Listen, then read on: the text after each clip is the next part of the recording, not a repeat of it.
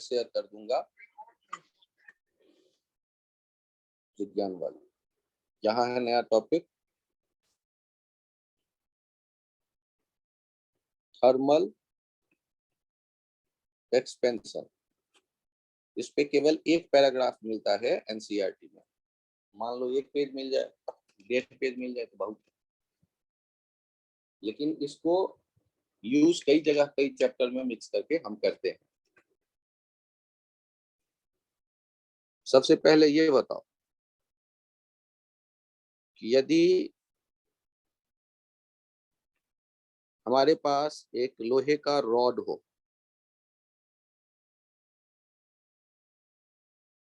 L length का,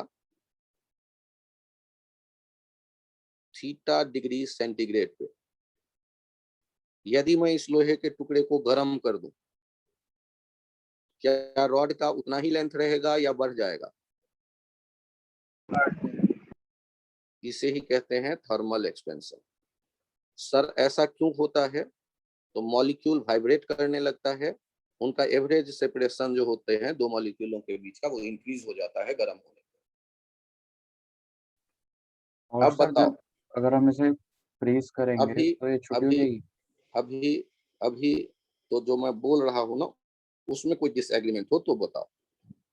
okay. इसका reverse सही है, यदि इसे ठंडा करेंगे तो छोटा हो जाएगा, सिकुड़ जाएगा।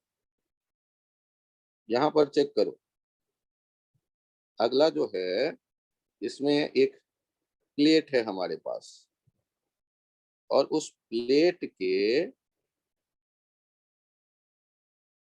टेम्परेचर जो है थीटा डिग्री है और एरिया है ये।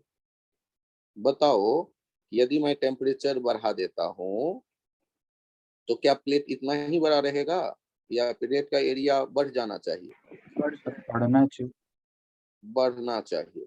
तो ये हो जाएगा एरिया ए डैश, और यहाँ पर है आगे एक वॉल्यूम, वो गोला, sphere, theta degree centigrade sphere है ये प्लेट था, ये रॉड है।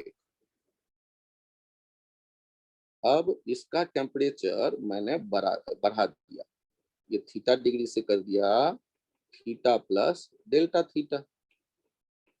तो क्या उम्मीद करते हो कि इसका वॉल्यूम वही रहेगा या बढ़ गया होगा? बढ़ गया होगा। ये एल डैश जो होगा, तो हमने देखा कि ये बढ़ गया। तो यहाँ इन हर एक केस में ये पहला जो है, इसके लिए हम कहते हैं लीनियर एक्सपेंशन। दूसरे के लिए कहते हैं सुपरफिशियल एक्सपेंशन, और तीसरे के लिए कहते हैं वॉल्यूमेट्रिक एक्सपेंशन। तो जब हम एक्सपेंशन की बात करेंगे, थर्मल एक्सपेंशन की, तो 3 कैटेगरी आया। या तो लेंथ के बारे में सोचेंगे, नहीं तो एरिया के बारे में सोचेंगे, और नहीं तो वॉल्यूम के बारे में सोचेंगे। टेम्परेचर बढ़ाने पर ये तीनों बढ़ता है, क्योंकि आप कमरे में बैठे हैं और कमरे की टेम्परेचर में बढ़ा के 45 से 50 डिग्री कर दूं तो आप कबड्डी खेलने लगेंगे कमरे में, बहुत गर्मी हो गई भाई, बहुत गर्मी हो गई। तो ऐसे ही सारे मॉलिक्यूलों के जो हैं वाइब्रेशन बढ़ जाता है। तो वाइब्रेशन बढ़ जाता है तो उनके बीच का जो एवरेज सेपरेशन है वो इंक्रीज कर जाता है, जिससे इनके लेंथ बढ़ जाते हैं। आदित्य सुन रहे हो? Yes sir. क्यों लंबाई बढ़ता है, क्यों एरिया बढ़ता है, क्यों वॉल्यूम बढ़ता है, बताओ गर्म करने पे। मॉलिक्यूल के बीच में डिस्टेंस बढ़ जाता है। हाँ, यहाँ तक तो आ गए सब कोई, और 3 केस हो गए थर्मल एक्सपेंशन के। अब यहाँ जो लॉ होगा वो ये कहता है कि जो लॉ के नाम पे एक ही आइडिया सोचने वाले हैं इसमें। क्या सोचने वाले हैं? थर्मल एक्सपेंशन का इसका जो लॉ आएगा वो लॉ क्या सोचेंगे हम? लॉ सोचेंगे fractional change in shape is directly proportional to temperature difference. Law के नाम पे ये आएगा तीनों केस। तो पहला वाला केस देखो, डेल्टा एल बाई एल जो है वो फ्रैक्शन है। 1/2 को कहते हो ना फ्रैक्शन, 1/4 को कहते हो ना 1/4 फ्रैक्शन। ये डेल्टा एल बाई एल जो है ये फ्रैक्शन है। ये प्रोपोर्शनल किसके होगा? डेल्टा थीटा के। यदि टेम्परेचर डिफरेंस ज्यादा होगा तो लेंथ में चेंज ज्यादा होगा, जिससे कि ये फ्रैक्शन बड़ा हो जाएगा। और यदि एरिया की बात करोगे तो डेल्टा ए बाई ए जो होगा ये भी प्रोपोर्शनल होगा डेल्टा थीटा के। वॉल्यूम की बात करोगे तो डेल्टा वी बाई वी होगा, ये भी प्रोपोर्शनल होगा डेल्टा थीटा के। तो आप एक ही साथ तीनों लॉ को, तीनों आइडिया को देखो। फ्रैक्शन होता है पी बाई क्यू टाइप का जब कोई डाटा हो। तो change in length by natural length, change in area by natural area, change in volume by natural volume, ये हो गया फ्रैक्शनल चेंज इन से। और ये तीनों किसके प्रोपोर्शनल हैं? Temperature difference. एक को मैं एक्सप्लेन करता हूं थोड़ा detail. L dash minus L by L, ये किसके बराबर हो जाएगा? यहाँ जब प्रपोर्शन पूरे फिजिक्स में कहीं हटाओगे तो पूरे फिजिक्स में प्रपोर्शन हटेगा तो एक कांस्टेंट आएगा। यहाँ देखना, डेल्टा एल बाई एल के बाद हमने लिखा है अल्फा डेल्टा थीटा। तो डेल्टा ए बाई ए में जो कांस्टेंट आया होगा वो क्या होगा? कांस्टेंट पहला कांस्टेंट मैंने अल्फा माना है, तो दूसरा कांस्टेंट क्या माना होगा सोचने वालों ने, फिजिक्स पढ़ने वालों? अरे वाह, शानदार जवाब। और तीसरा कांस्टेंट क्या माना होगा गामा। सोचने वालों ने? क्या बात है। तो तीन कांस्टेंट से जानकारी तुम्हें मिल गई। अल्फा को कहते हैं, एक नाम देख लेना, दूसरा तीसरा अपने मन से बना लेना, thermal linear expansion constant. Coefficient. यदि ऐसा है तो बीटा को क्या कहोगे? Thermal linear, thermal thermal superficial expansion. Superficial expansion coefficient. Constant इसलिए नहीं कहते हैं, ये मटेरियल बदलने पे बदलेगा। लोहे का जो होगा और एल्यूमिनियम का जो होगा और कॉपर का जो होगा, ये अल्फा बीटा गामा का वैल्यू वो अलग अलग होंगे, अलग अलग मटेरियल के अलग अलग, इसलिए कांस्टेंट नहीं कह के इनको कोफिशिएंट कहते हैं। अच्छा, इसी तरह गामा को क्या कह दोगे?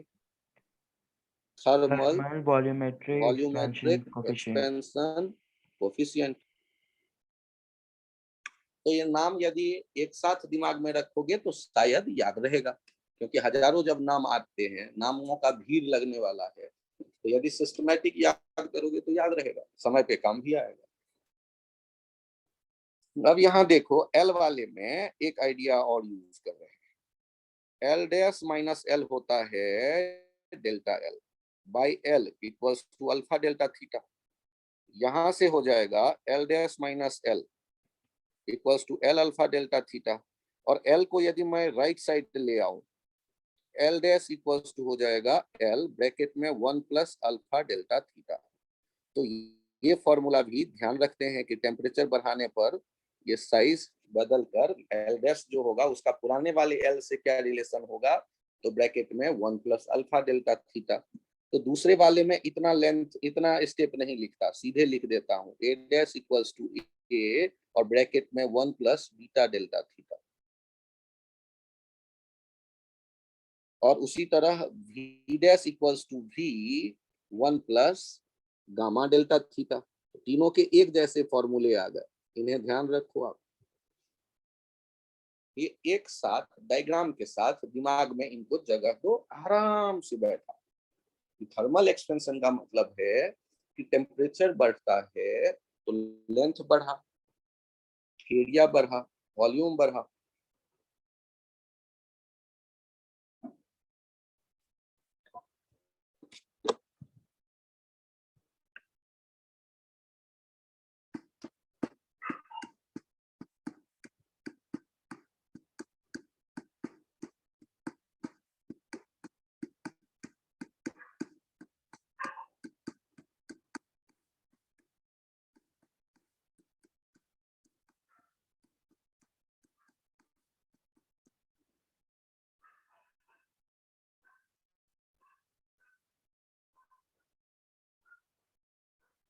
एनालिसिस कैसे शुरू करेंगे, याद अपने आप रह जाए उसके लिए, थर्मल एक्सपेंशन। फील करिए कि जो रेलवे लाइन जो बनते हैं, तो रेलवे लाइनों के दो जो रेल की पटरियां होती हैं वो लंबे लंबे लोहे के रॉड होते हैं, और जहां वो ज्वाइंट होता है वहां दो रॉड के बीच में हल्का गैप छोड़ा जाता है कि जाड़े के मौसम में सिकुड़ेगा प्लेट और रॉड, और गर्मी के मौसम में फैलेगा। तो यदि वो रॉड फैलेगा तो बीच में जो हल्का सा दो रॉड के बीच में एक जहां जोड़ा गया है दो रॉड, क्योंकि यहाँ से मुंबई तक एक ही रॉड तो बनेगा नहीं, लंबे लंबे रॉड को जोड़ा गया है, जहां जोड़ा गया है वहां हल्का हल्का गैप है बीच बीच में। तो जब गर्मी का मौसम आएगा कहीं राजस्थान से गुजरते हुए जहां 48 डिग्री टेम्परेचर हो गया, 49 डिग्री टेम्परेचर हो गया, तो वहां रॉड फैलेगा। फैलेगा तो वो खाली जगह को फिलअप कर लेगा, लेकिन यदि वो कंटिन्यूअस होता, गैप रखा ही नहीं जाता, तो रेल की पटरियां मुड़ जाती टेम्परेचर बढ़ने पे, तो एक्सीडेंट होता। तो आप इस बात को प्रैक्टिकली देख रहे हो कि आपने देखा कि टेम्परेचर बढ़ा तो एक्सपेंशन होगा, रॉड के लेंथ में, प्लेट के एरिया में, स्फीयर के वॉल्यूम में, सब में। और हर एक मटेरियल से रिलेटेड ये तीन कोफिशिएंट है, linear expansion coefficient alpha, beta superficial area वाला, और तीसरा वॉल्यूम वाला गामा। जिन लोगों को यहाँ तक थोड़ा थोड़ा समझ में आ गया, प्लीज हैंड राइज कर दें। ये नया साफ सुथरे पेज पे आप लिखना शुरू कर किए होंगे, ऐसा मैं उम्मीद करता हूँ, अलग टॉपिक। Yes sir.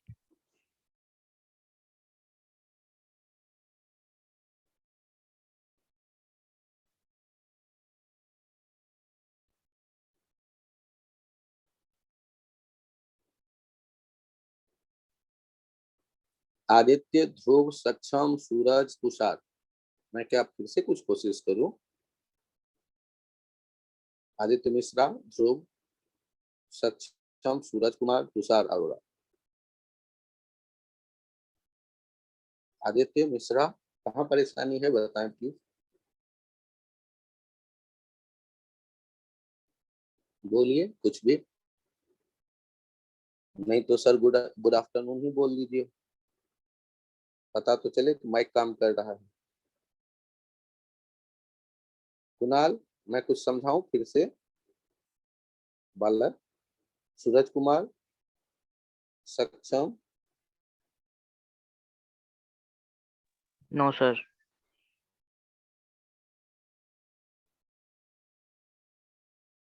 चलिए बहुत बढ़िया। जिनको लगता है कि थोड़ा थोड़ा समझ में आया, उनके ये बड़ी खुशी की बात है। अगले पेज पे आप यहाँ ध्यान दीजिएगा, मैं आपको समझा रहा हूं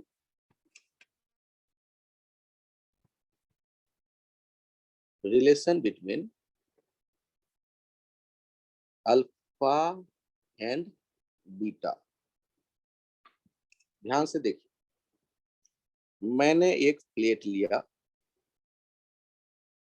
स्क्वायर थीटा डिग्री सेंटीग्रेड पे, और इसका एरिया कितना हो जाएगा, एल स्क्वायर। टेम्परेचर बढ़ गया तो नया वाला लेंथ एल डैश हो गया, L into 1 plus alpha delta theta, और नया वाला एरिया ए डैश हो जाएगा, एल डैश का स्क्वायर। कब? जब टेम्परेचर हो गया है theta plus delta theta degree centigrade.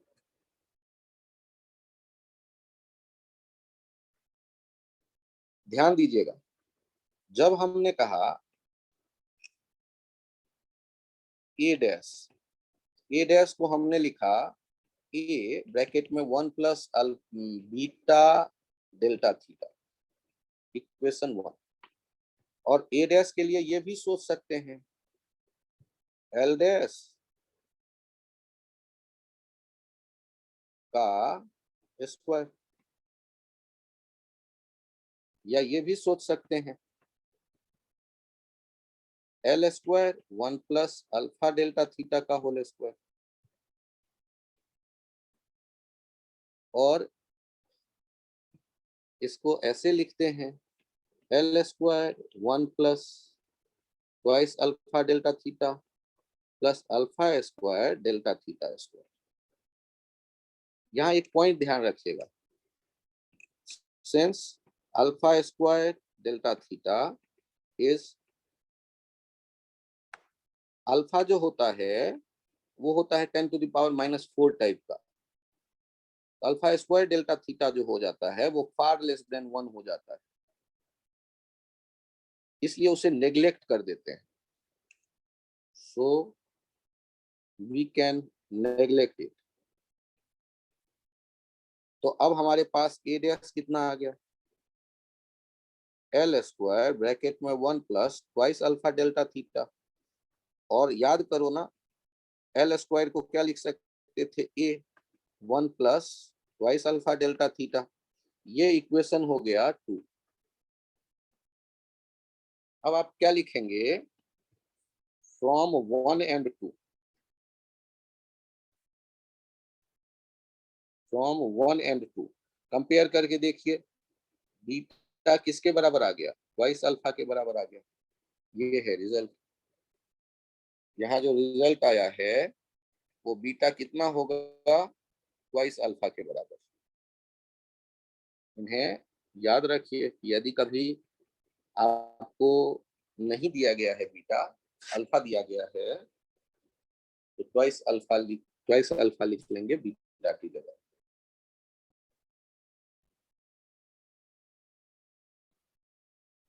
ये चाइनीज भाषा क्या थोड़ा थोड़ा समझ में आ रहा है? सर ये स्क्वायर जब खोला आपने उसके बाद एक बार दोबारा समझा दीजिए। स्क्वायर भी नहीं समझ में आया? नहीं सर, क्लास उसके 7। बाद जो अल्फा अच्छा, square delta theta greater than smaller than 1 यदि 1 प्लस 0.001 प्लस 0.00001 लिखा हो, क्या इसको इक्वेट करके 1.001 लिख के मैं छोड़ दूं तो तुम्हें बड़ा कष्ट होगा या चलेगा? चलेगा। वही चलेगा वाली कहानी है। ये जो टुकड़ा है अल्फा स्क्वायर होने के कारण बहुत छोटा हो गया। मान लो 1/100 है, उसका स्क्वायर करो तो कितना हो जाएगा? 1/10। 1/100 के कंपैरिजन में 1/10,000 नेग्लिजिबल है या नहीं? Yes sir. इसलिए उसे नेग्लेक्ट कर दिया। So we can neglect it. Alpha square जहां भी आएगा तुम्हारे कैलकुलेशन में, उसे तुम नेग्लेक्ट कर सकते हो, क्योंकि अल्फा बहुत बहुत छोटा होता है, ये हम जानते हैं। 1 मीटर का रॉड रहता है तो 10 डिग्री टेम्परेचर बढ़ने के बाद वो 4 मीटर का रॉड नहीं हो जाता। 1 मीटर का रॉड बढ़ेगा तो उसका आयरन वाला रॉड एक वो माइक्रोमीटर में, मतलब 10 टू द पावर -6 के फॉर्मेट में या 10 टू द पावर -4 के फॉर्मेट में मीटर में चेंज आता है लेंथ में। इसलिए ये ध्यान रखो कि अल्फा बहुत छोटा है, फिर भी उसको हम लोग कंसीडर करते हैं, लेकिन अल्फा स्क्वायर इतना छोटा हो जाता है कि उसको नहीं सोचते, उसको भगा देते हैं।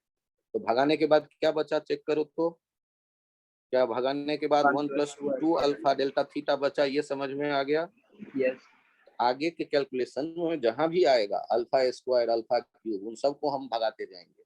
और a + b का होल स्क्वायर का फॉर्मूला सबको याद है, मैथमेटिक्स में सीखा होगा शायद 7th 8th में, a² + 2ab + b², वही फॉर्मूला लगाया था। अब कंपेयर करके देखो, ये पहला इक्वेशन में यहाँ जो बीटा है और यहाँ जो 2 अल्फा है, ये बराबर होंगे ना? ये दो इक्वेशन यदि a डैश को ही रिप्रेजेंट कर रहा है, ये बराबर कब होंगे, जब बीटा और 2 अल्फा बराबर हो। ये कंपैरिजन समझ में आया? Yes sir. जल्दी से नोट कर लो, अगले पेज पे चलें।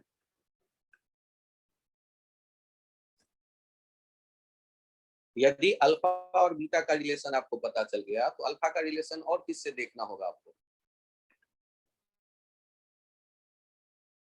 गामा से। बहुत बढ़िया, सही सोचा। Relation between alpha and gamma, relation between alpha and gamma. Alpha और गामा से रिलेशन दिखेगा तो कैसे काम करेंगे हम लोग?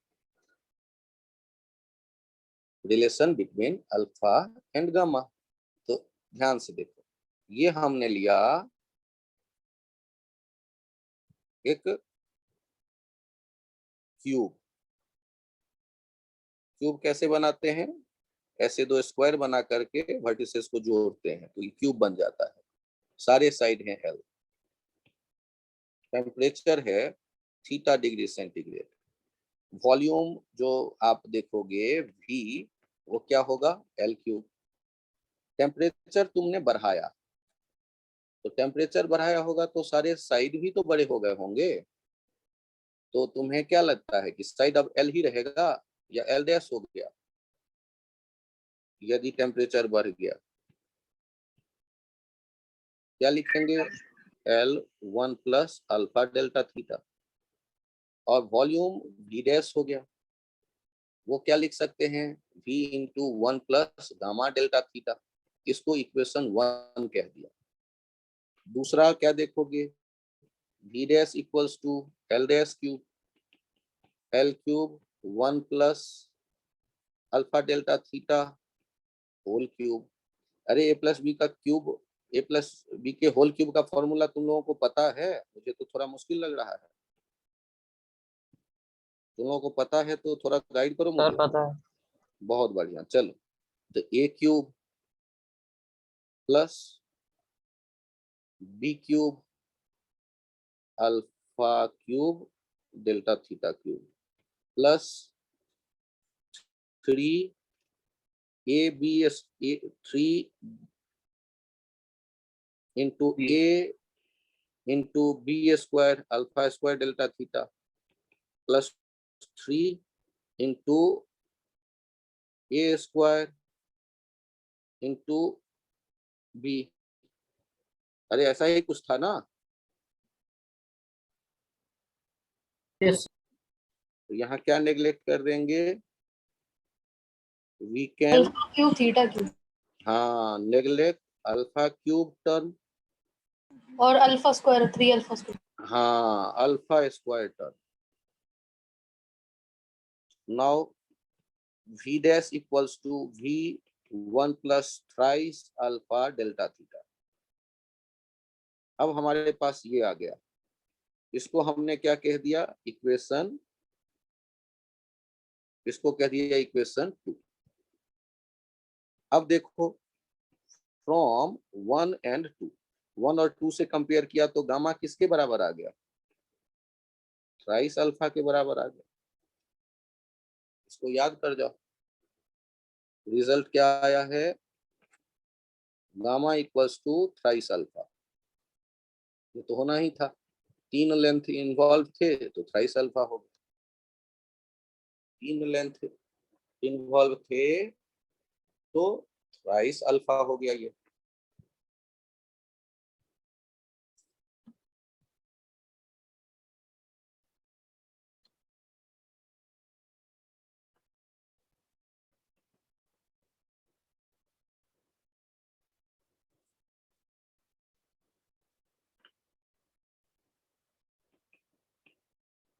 Since alpha is very small,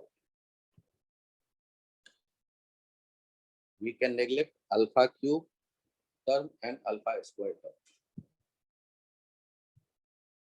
alpha square जिस टर्म में है और अल्फा क्यूब जिस टर्म में है उसे नेग्लेक्ट कर देते हैं, क्योंकि अल्फा खुद बहुत छोटा है।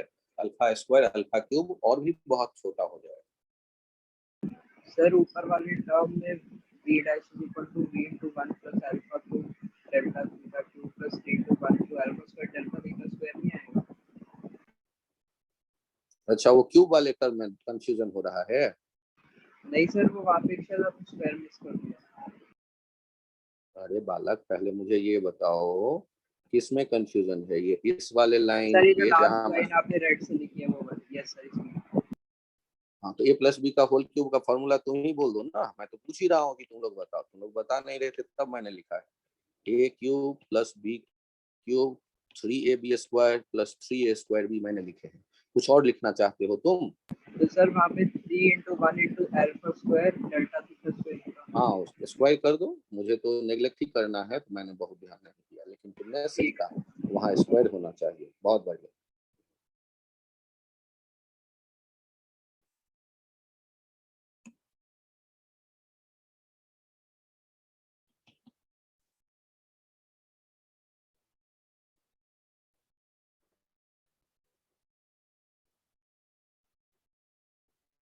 यहाँ मैं पेज चेंज करूं? एक सेकंड,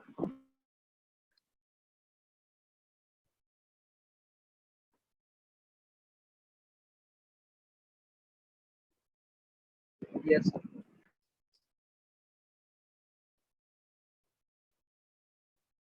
ऐसे मीडियम जिनमें हर एक डायरेक्शन में एक जैसा एक्सपेंशन होता है उसे आइसोट्रॉपिक कहते हैं, और हमारे सिलेबस में आइसोट्रॉपिक मीडियम भी है।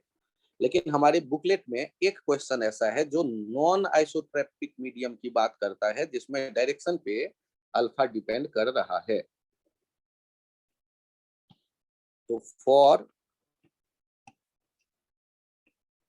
नॉन आइसोट्रॉपिक मीडियम, मान लो ये था एल एल और टेम्परेचर है थीटा डिग्री सेंटीग्रेड, ये मैं एक्स कहता हूँ, ये मैं वाई कहता हूँ, और ये प्लेट है। तो जब टेम्परेचर बदला तो यहाँ जो था ये साइड बदल गए, एक्स वाला अलग हो गया साइड और वाई वाला अलग, एल एक्स हो गया L 1 plus alpha x delta theta, और वाई वाला साइड भी हो गया L 1 plus alpha y delta theta. अलग अलग डायरेक्शन में अल्फा अलग अलग था। ऐसा संयोग है, ये अपने सिलेबस में ऐसे मटेरियल नहीं मिलेंगे, अपने बुकलेट में एक ऐसा मटेरियल दे दिया गया।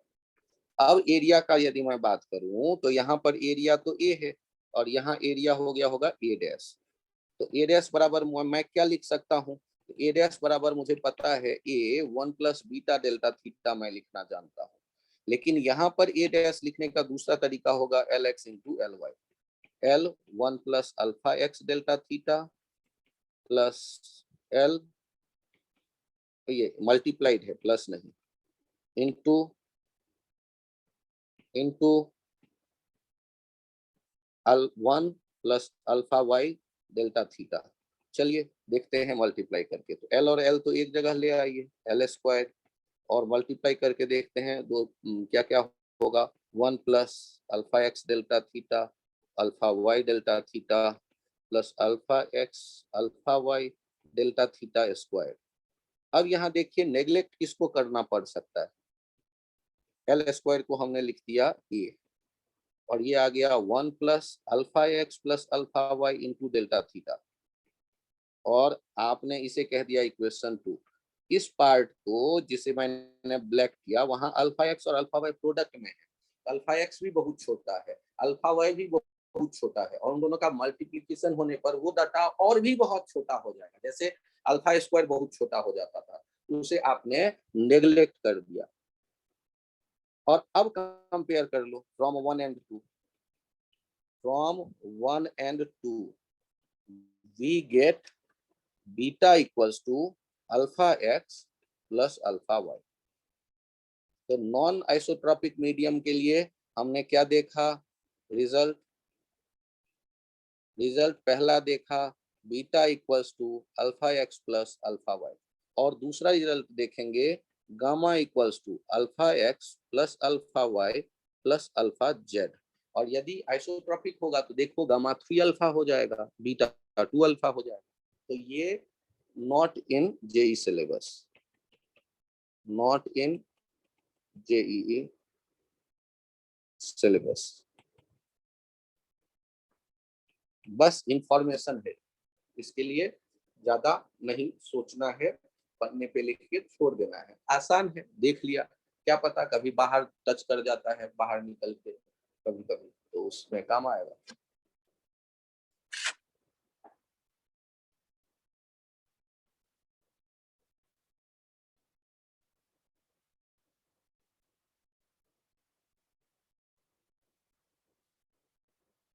क्यों नेग्लेक्ट कर दिया है alpha x alpha y delta theta square को?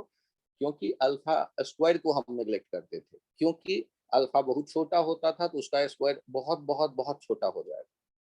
तो अल्फा एक्स अल्फा वाई दोनों बहुत छोटे हैं, लेकिन उनका जो प्रोडक्ट होगा वो उनके कंपैरिजन में भी बहुत बहुत छोटा हो जाएगा, इसलिए नेग्लेक्ट कर दिया। आज की कहानी यहीं तक रखते हैं। आप लोग HC वर्मा के लास्ट के 10 क्वेश्चन को ध्यान से ट्राई करिए, यदि बन जाते हैं तो बड़ी खुशी की बात। लास्ट वाले जो है एक्सरसाइज में 10 12 15 क्वेश्चन उन्हें ट्राई करिएगा।